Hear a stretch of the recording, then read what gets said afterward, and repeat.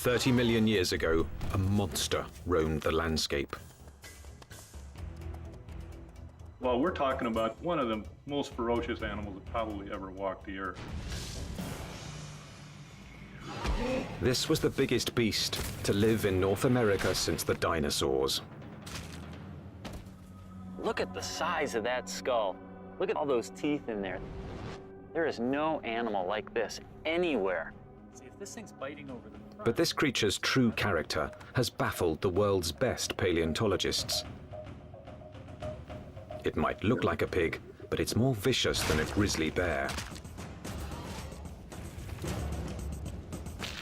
One thing is for sure, this beast was so frightening, some call it the pig from hell.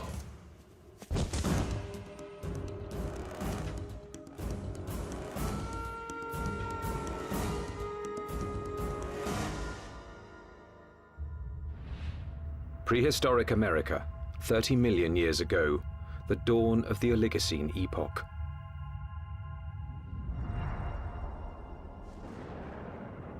The Earth was cooling, and as temperatures dropped, the landscape began to change. In what would someday be Nebraska, Wyoming, and South Dakota, tropical forests gave way to a radically different environment. As forests disappeared, animals had to adapt to a dangerous new world of wide open spaces with nowhere to hide. A world where there was only one way to survive: run for your life.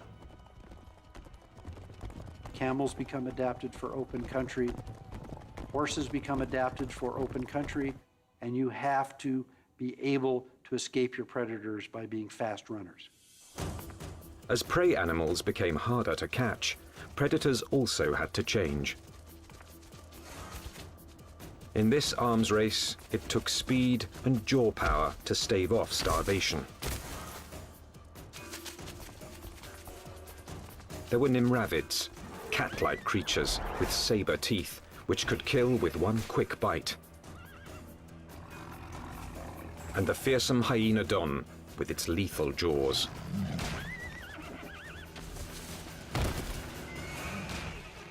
There was another animal stalking these deadly grasslands. Scientists call it the entelodont. More than a meter at the shoulder, weighing in at 270 kilos, entelodont was the Oligocene's #1 menace. Entelodonts, I mean, they were really bad-looking animals that only a mother could love. And if you were another animal on the landscape and you saw one of these things, I think you'd go in the opposite direction. Paleontologists have always looked at the entelodont's sheer power with reverence. But its behavior is one of evolution's most puzzling enigmas. Was it a pure hunter, or did it use its battle tank body simply to protect itself from other predators? Between the biting and the chewing, you wanted to stay away from the business end of this animal. Just look at it. Look at the size of that skull. Look at all those teeth in there. There is no animal like this anywhere. Entelodont's name means perfect-toothed. Its teeth were driven by a perfect system, which gave this creature a ferocious bite.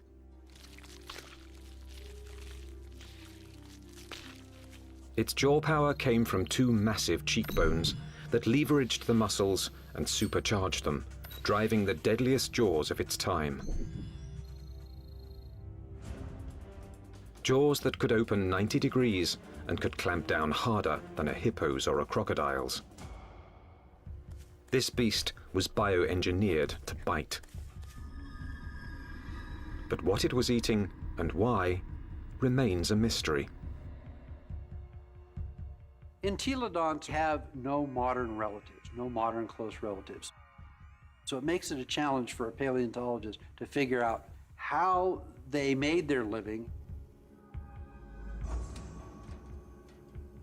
What would an animal with such an enormous flange on its face, such enormous teeth, be eating? What was it doing? Entelodont fossils first caught the attention of scientists in the 1850s.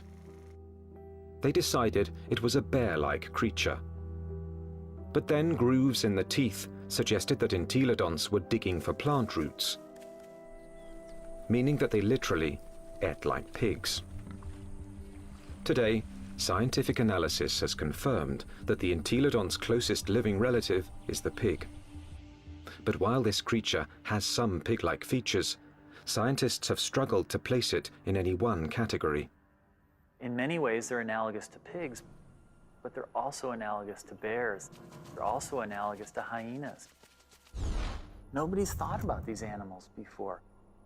And there's no animal alive today that is a direct comparison to entelodonts. The lifestyle of entelodonts has provided paleontologists with difficult questions. A new generation of scientists is looking at the entelodont to determine why this plant-eating animal had teeth like a carnivore. Entelodont jaws held 4 different kinds of teeth: canines, incisors, premolars, and molars at the back. The back molars were ideal for grinding vegetation, but it's hard to imagine that the entelodonts would have needed such lethal canines and incisors just to grab plants.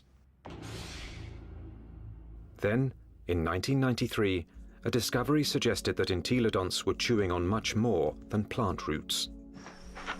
We've got a set of vertebrae here. You can see the neural spines are evident. For over 15 years, this quarry site in the Badlands of South Dakota provided paleontologists with a multitude of fossils from the animals that shared entelodonts' world. There it is. First time out in 33 million years, huh? 30 million years ago, this place was a watering hole crowded with rhinos, camels, and early horses.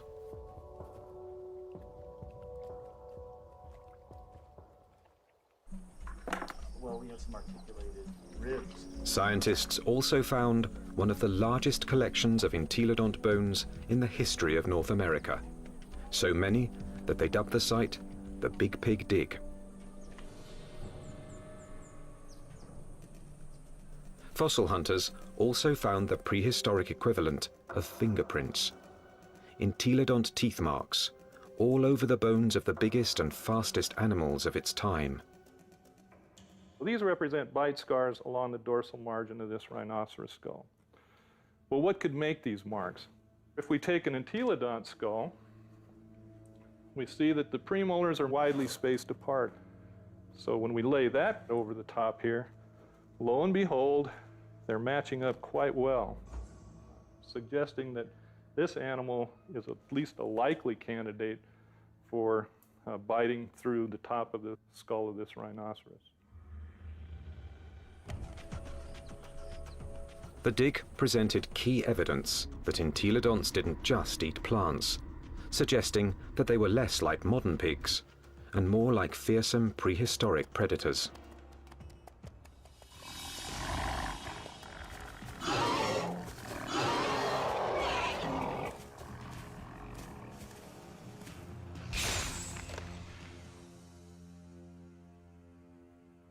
If we look at the front of the mouth of an entelodont, it's got a very strong bite that's interlocking. The teeth come together like that. The tips of the teeth don't touch each other, so it's not really specialized for cropping vegetation. In addition to interlocking, the front teeth angle slightly forward, giving entelodonts the ability to grab and nip, something plant eaters don't need, but meat eaters do.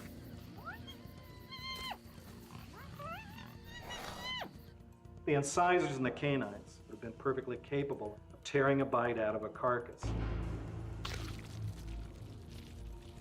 But dentition isn't the only reason paleontologists believe the entelodont was a dedicated carnivore.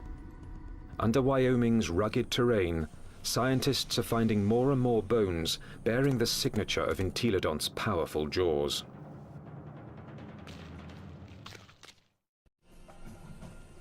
Across the Great Plains of North America, scientists are investigating a prehistoric pig.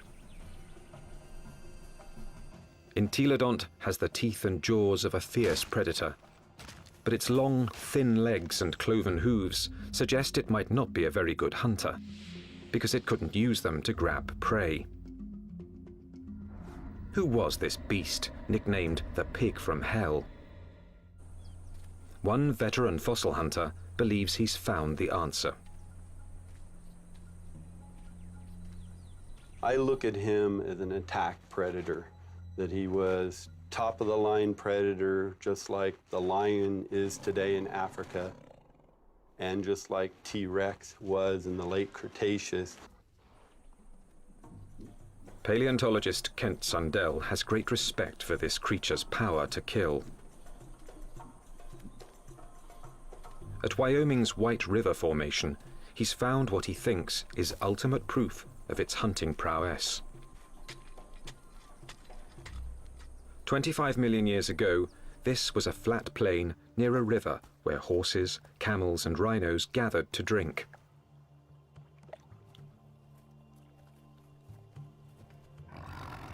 Fierce carnivores, such as hyenodons and saber-toothed cats, were also drawn here. It was the perfect spot to ambush and kill the unwary prey animals. In 1998, Dr. Sundell found the mangled skeletons of 7 miniature camels jumbled together. All the bones had been gnawed, and 6 were missing their hind quarters. In theory, they could have been the victims of several predators, like the hyenodon or early saber-toothed cats. But when Dr. Sundell matched up the teeth from White River's meat-eaters with the bite marks on the camel's bones, only one fitted.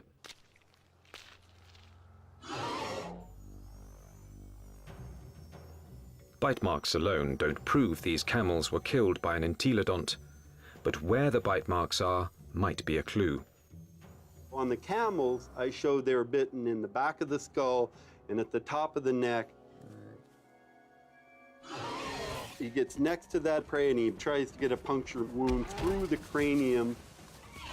Dr. Sundell believes this is the mark of a true predator, which kills before it eats.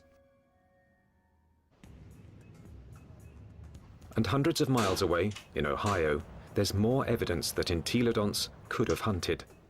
Evidence from a scientific journey no one's ever taken before. Inside an entelodont's 30-million-year-old head. At Ohio University, anatomist Larry Whitmer uses a CT scan to electronically model the brain surfaces of prehistoric animals. When he modeled his first entelodont brain, he noticed something unusual.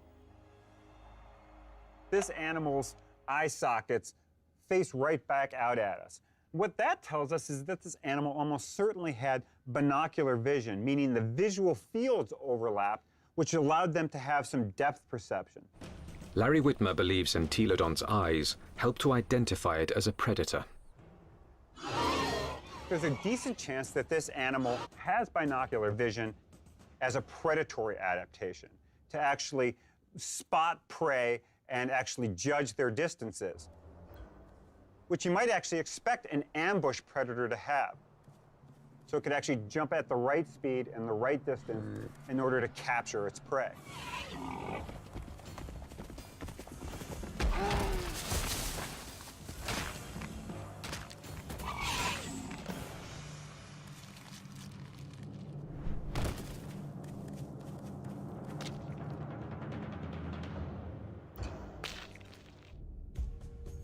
But entelodont's bizarre bioengineering doesn't inspire confidence that it could run and jump.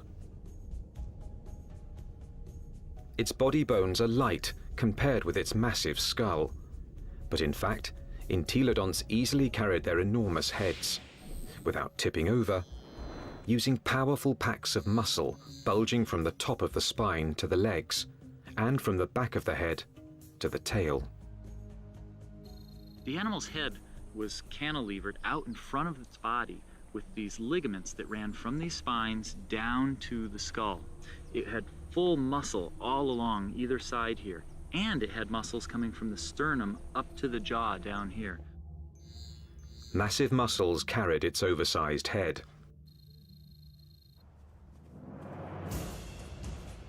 But to bring down a camel, it would also have to run fast. And that's when the entelodont's agile, lightweight body may have paid off. There's just one problem. When a predator catches its prey, it relies on its claws to grab it and bring it down.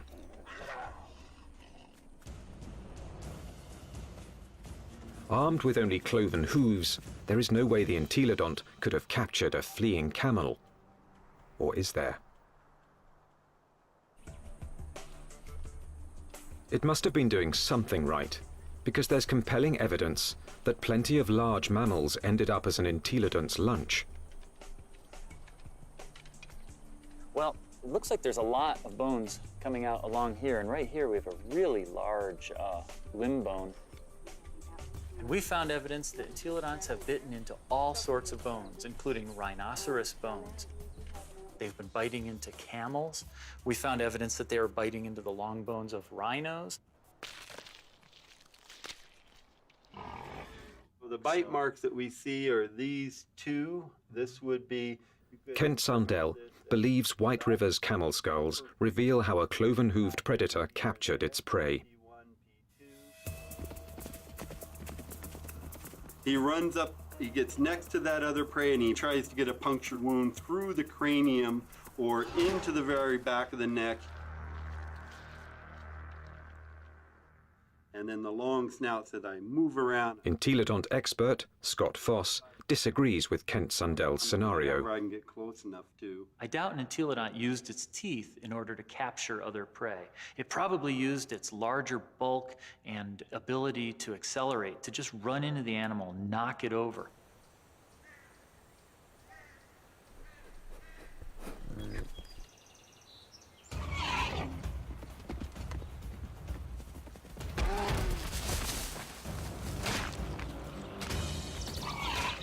Once I had that animal knocked over, then the teeth can go into business, then the jaw goes into business, and it could crush whatever it went into. And it probably bit the animal right there in the head. Entelodont had all the tools necessary to kill prey animals. But there is more to the job of hunting than just the kill. A top-flight predator must have the ability to find and ambush its quarry. To understand this part of the process, science needs a fossilized window into an entelodont's world. What would we see if we could follow in an entelodont's 30-million-year-old footsteps? At a fossil site in Nebraska, that's exactly what scientists have done. And these footsteps have led them on the trail of the creature's hunt for food.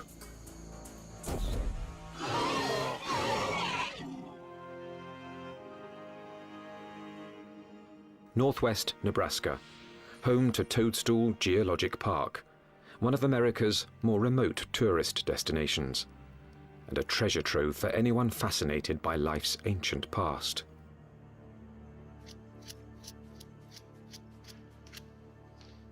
Okay, here's our heel pad.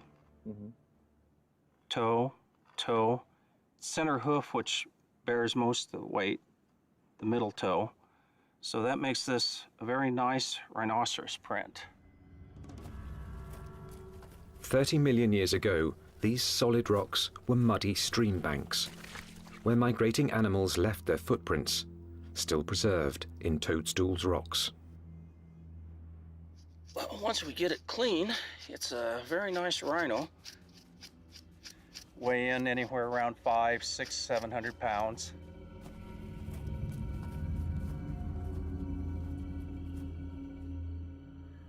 Dave Nixon has spent over 25 years analyzing the fossilized animal tracks of Toadstool Park. So on the first slabs over there. He pours water on 30-million-year-old tracks to make them more visible. He can then interpret the animal's behavior. And he's walking at a deliberate pace, but not excited until he gets to this point. He starts to become stuck in the mud and shows quite a bit of emotion here because he really kicks,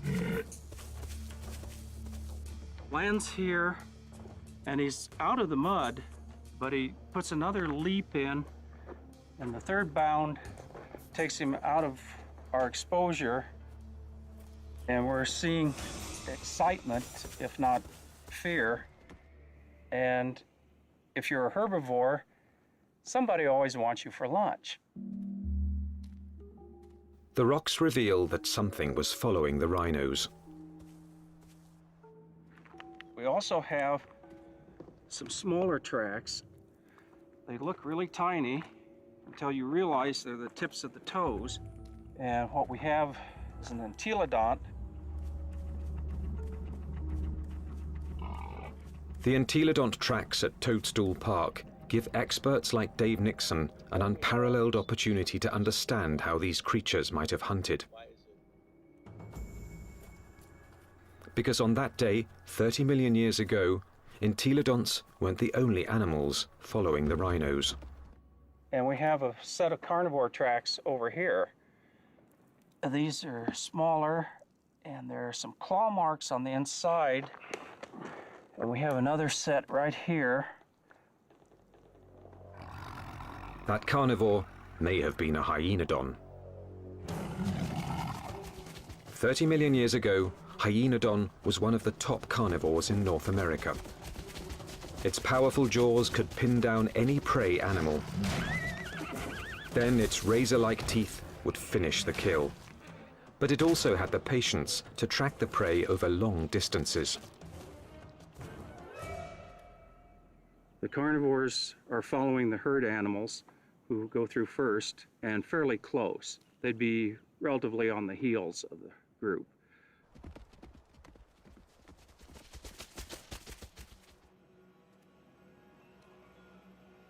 Mysteriously, the tracks also reveal that the entelodonts were letting the competition get closer to the prey.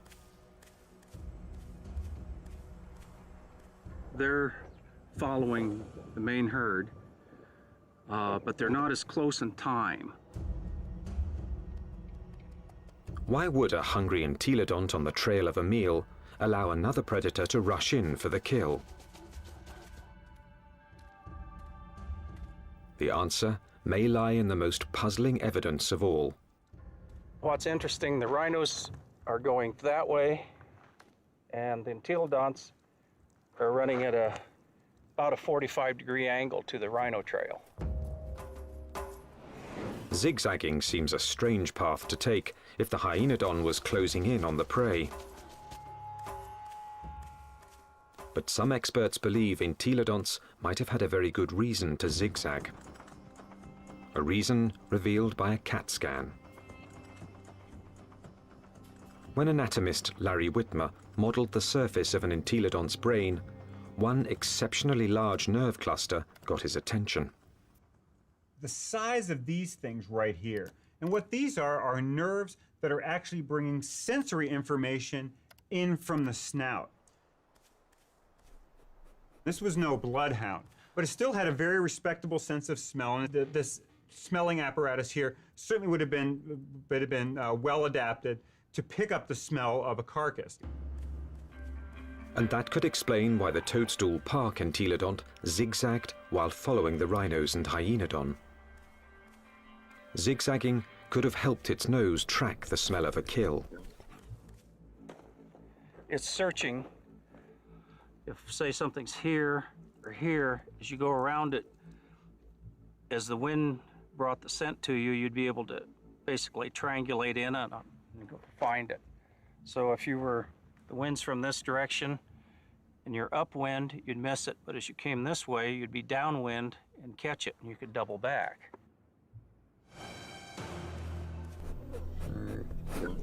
It puts its nose up in the wind, it catches the scent, and then it's going to start zigzagging along, walking from one side of the riverbank to the other until it picks up a smell, and then it'll start zeroing in on it. And by moving from side to side, it's able to pick up changes in that smell and zero in which direction it wants to go. How do we know this behavior? Because animals with good smell do that today. Modern predator behavior could provide crucial clues as to how the entelodont lived. There's no doubt that this 30-million-year-old battle tank was built to kill, but it may have let others do the killing and then moved in to take possession. One of the strategies we often see that takes place is where one animal will chase another one off of a carcass. We see this at Yellowstone National Park, where wolves will bring down an elk and a grizzly bear will chase off the wolves because it's bigger, it's nastier. This might have happened to the hyenodon at Toadstool Park.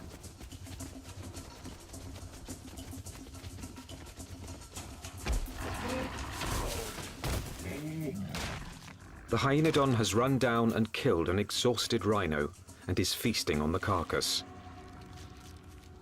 until the pig crashes the party. The razor-jawed beast goes from fearsome predator to underdog. The hyenodon might get in a few blows, but the entelodont's bulk would overpower its rival.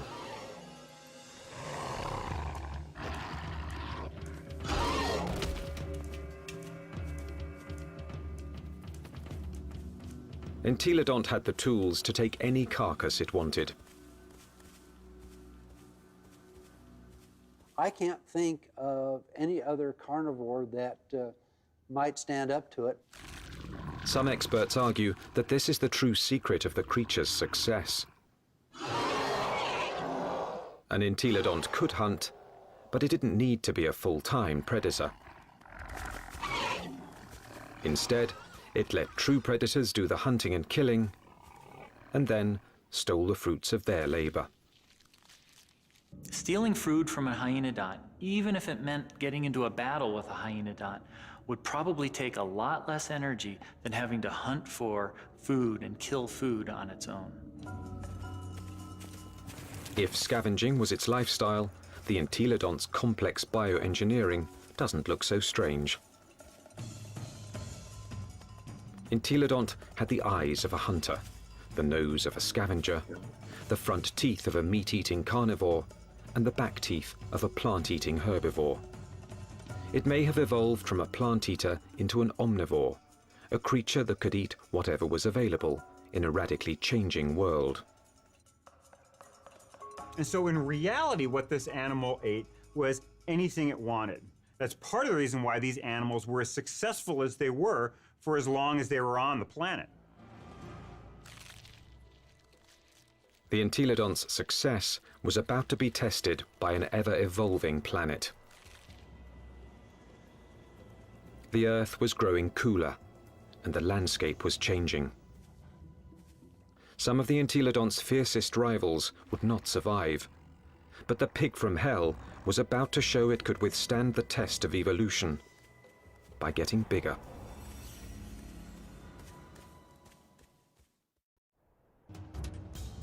"25 million years ago, entelodont reigned supreme.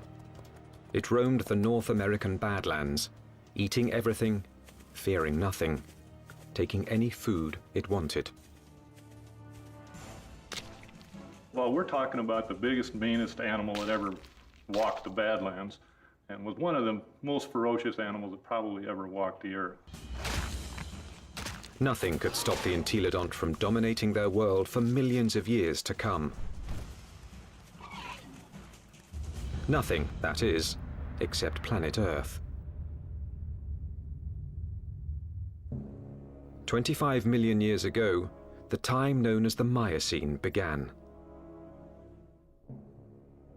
The Earth grew even colder, and once again, North America began to change. The trend towards drying, a more arid environment continued, and you see woodlands become less frequent, become more scattered, spotty, confined along rivers.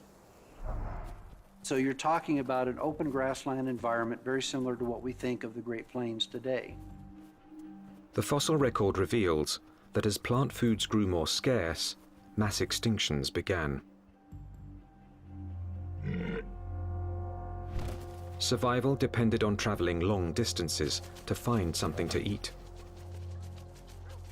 One of the selective factors that we see going on is animals becoming larger because it enables them to cover larger distances to find the food resources that they need to survive. And that meant that predators were confronted by a life or death problem. Now, the animals they hunted were bigger, faster, and much harder to kill.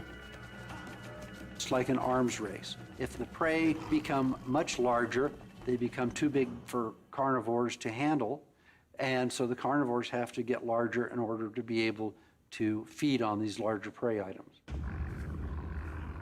Some predators, such as Hyaenodon, couldn't meet the challenge. After 10 million years as North America's apex hunter, it disappeared from the fossil record, and that put Entelodon's survival on the line.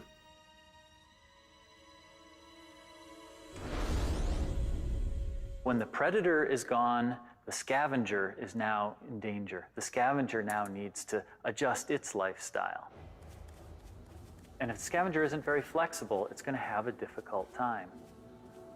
And in fact, the so-called pig from hell disappeared from the fossil record at about the same time.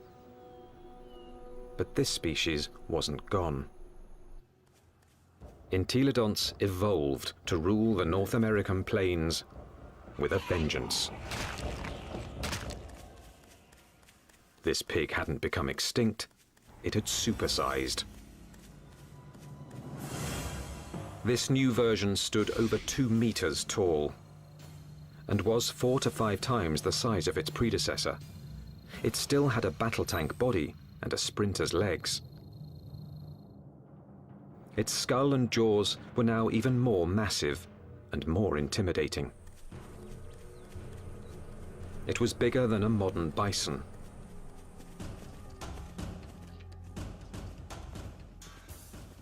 The experts call it Dinosaurus, a name meaning terrible hog. Terrible enough to earn a nickname of its own, the Terminator pig. Dinosaurus. This is the monster of monsters. This is the beast of beasts. The skull alone is almost 1 meter long. This thing could bite through anything. The canines are this big around. They're just an enormous animal. And what is it doing? The answer lies at Agate Springs, Nebraska, one of the few places in North America where Dinosaurus fossils are found. 24 million years ago, this place was a watering hole, an oasis in the arid sea of grass.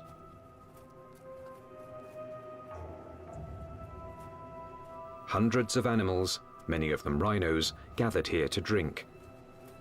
And as the drier, colder planet killed off their food supply, they came here to die, making Agate Springs a paradise for predators and a favorite haunt of the Terminator pig.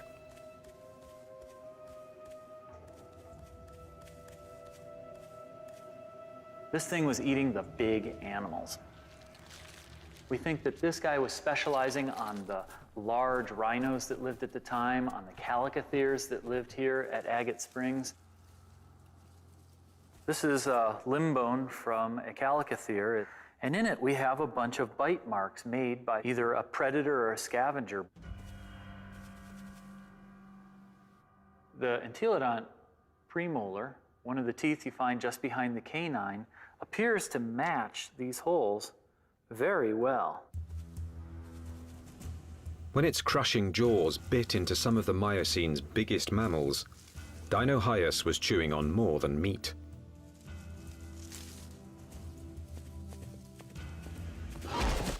But the important part of this bone is this end here, where it's been broken off.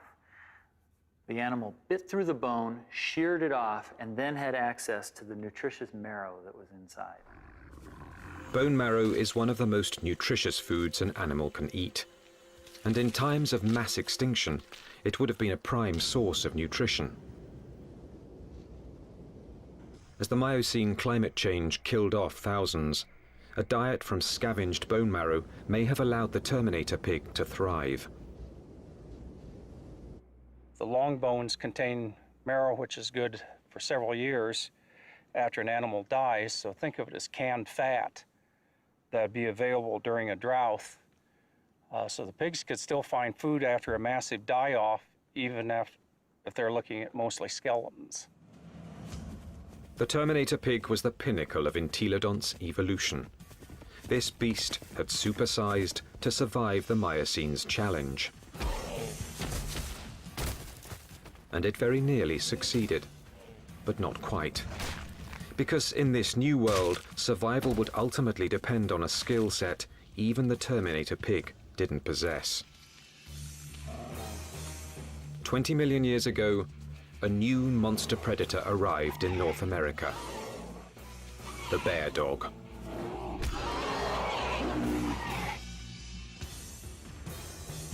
The Miocene epoch, 20 million years ago. In what's now northwest Nebraska, Dinosaurus, aka the Terminator pig, is settling down to eat. The chances are good that its meal will be interrupted.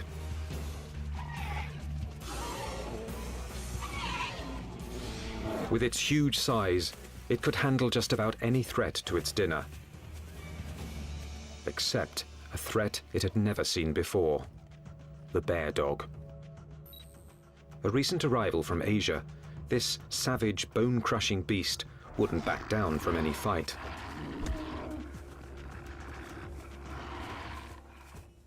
The bear dog migrated from its homeland in China and Mongolia across the Bering Strait to North America about 23 million years ago.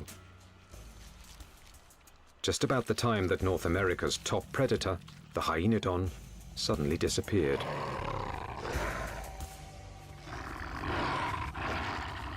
Scientists suspect that it wasn't a coincidence.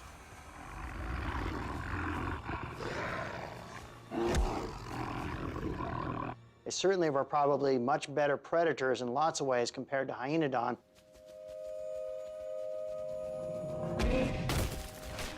And so it's a reasonable expectation that they probably drove the last of hyenodon to extinction in North America. With hyenodons gone from North America, the bear dogs faced off with their only remaining competition: the Terminator pig. Dinosaurus relied on its massive size and killing jaws, two advantages its ancestors had once deployed against hyenodon.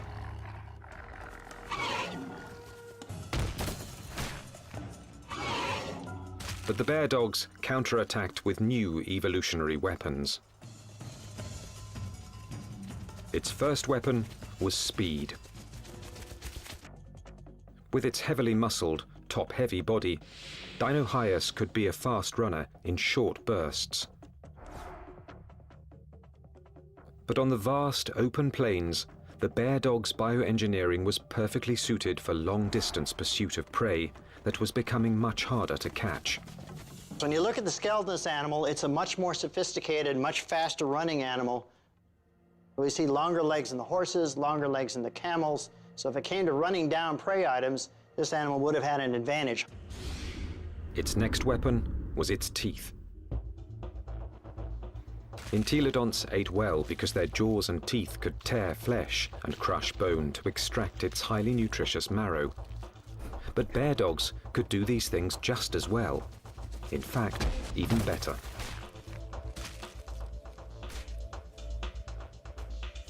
It's a great animal at biting bone, eating bone, crushing it.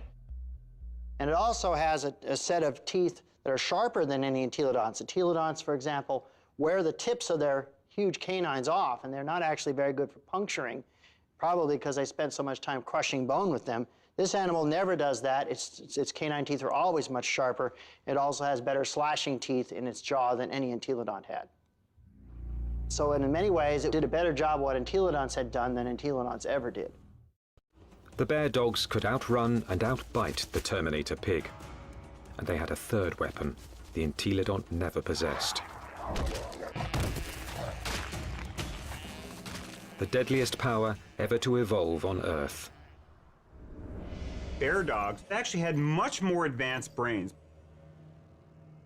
Brains that were much more like what we see with modern animals. So where these entelodonts had relatively archaic, simple, smooth brains, these bear dogs actually had a much more expanded neocortex that was more highly folded. These were more sophisticated animals. Instead of developing brain power, entelodonts had responded to the Miocene challenge by supersizing into Dinosaurios. For almost 20 million years, they had ruled their world by brute force.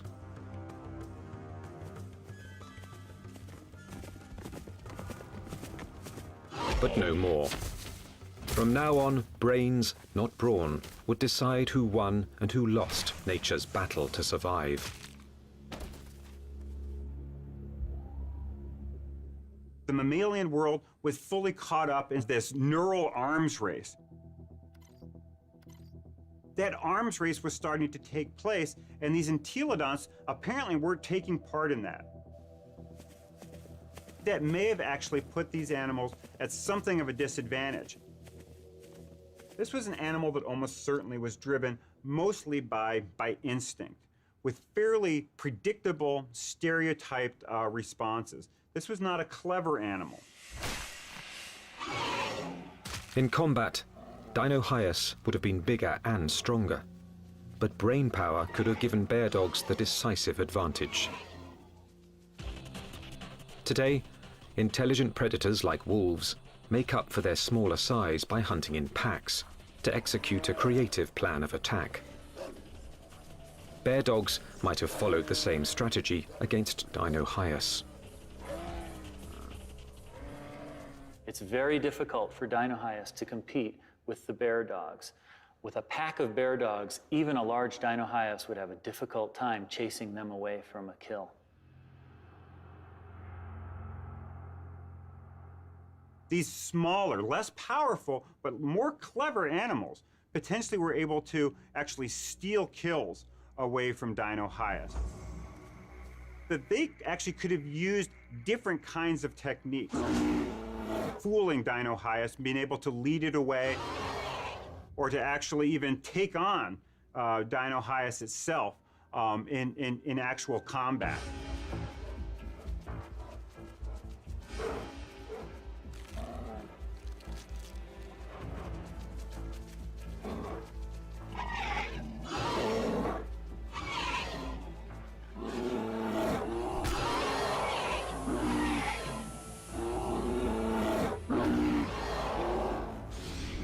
So this is a more advanced animal in terms of its teeth, in terms of its speed, in terms of its overall body size, and especially in terms of its intelligence. This thing has a much larger brain for its body size than does any entelodont. This animal had entelodonts beat in almost every way you can think of.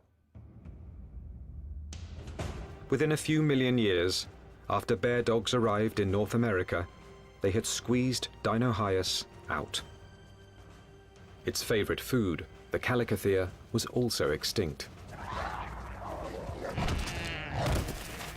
Without this meal to sustain its own massive bulk, the Terminator pig was forced to compete directly with bear dogs for smaller prey. And that meager food source wasn't enough. The supersizing that had once guaranteed success was now a fatal flaw. Eventually, it got to the point where it is no longer advantageous to keep getting bigger because you reach a point of diminishing returns, that the amount of food you get by stealing from other animals does not compensate for your needs to maintain a population. Unable to get the calories it needed, the Terminator pig became the last entelodont. So if your prey goes extinct, you're likely to go extinct as well. Just getting large is not a good idea for the future.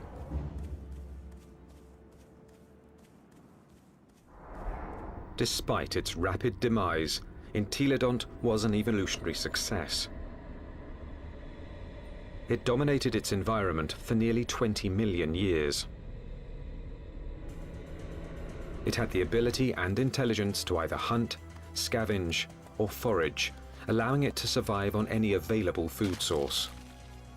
This behavior is now the norm for more modern omnivores, like bears and humans. And some think a bit of entelodont's predatory instinct still lives on. When I was a kid growing up on a farm, I was always told, don't fall down the pig pen, they'll eat you. But the entelodont's living legacy isn't what fascinates the experts. Science is unraveling its secrets. Nothing else quite like it has ever walked the earth.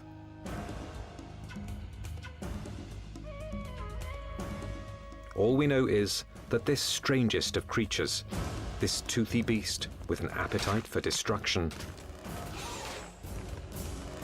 dominated its brutal, dangerous world for tens of millions of years.